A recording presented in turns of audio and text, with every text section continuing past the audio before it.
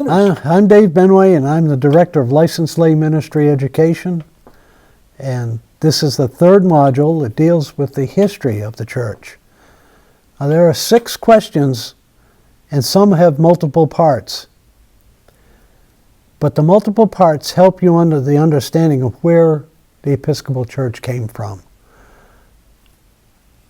And I would say, once again, answer each part.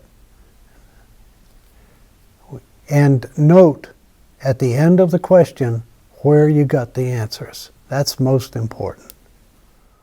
A comment on the significance of St. Paul on the belief and history of the Christian Church. St. Paul of Tarsus is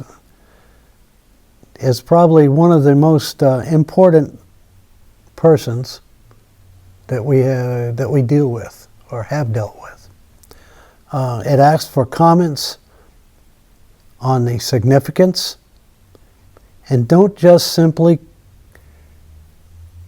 copy the several pages that you may find of St. Paul, because what we're looking for is your understanding of the significance of St. Paul. What did he give? What did he do for us?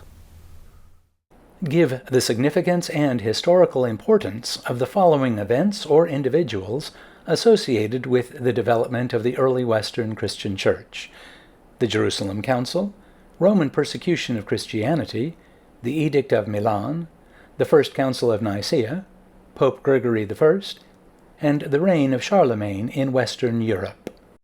This question asks for the significance of the 6 events from 49 AD to 814 AD. It's looking for a summary of your understanding for each event.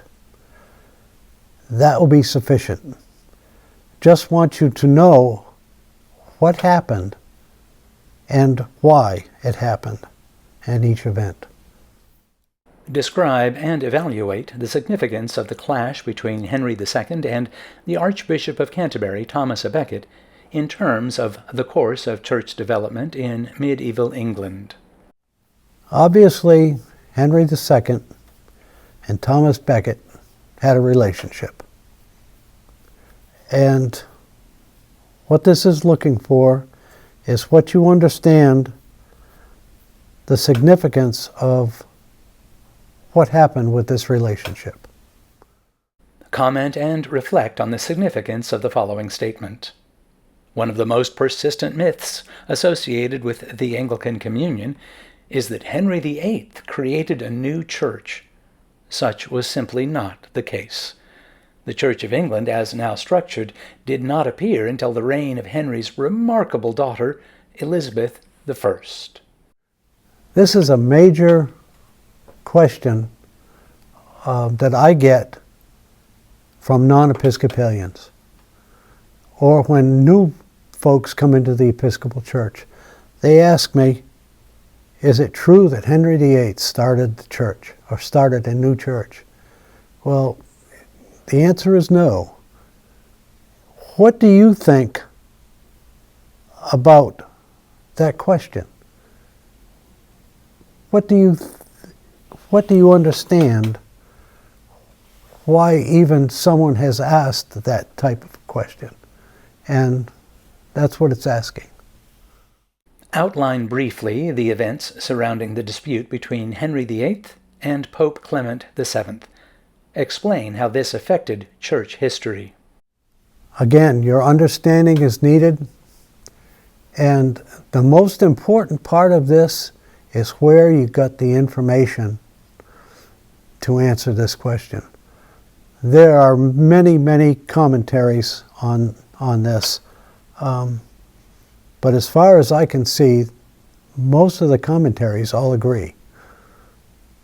So please, the dispute is well known, and you just need to understand when, why, and how it happened, and where you got the information from.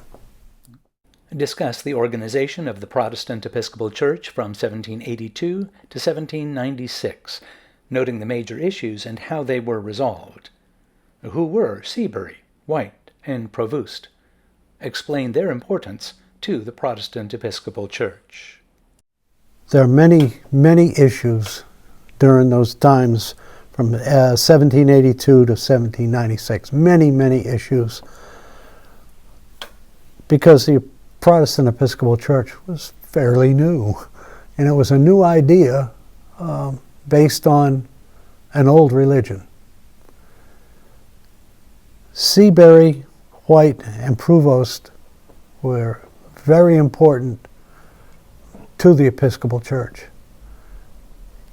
And you really need to know why they were important.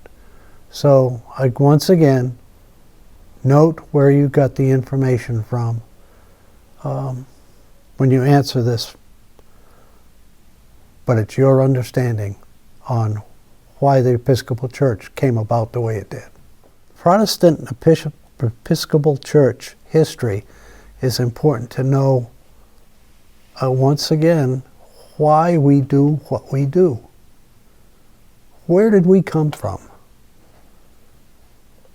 I think it's important to know the difference between the Episcopal Church and the Roman Catholic Church, and the Methodist Church, and the Lutheran Church. We're all different, but we're all the same.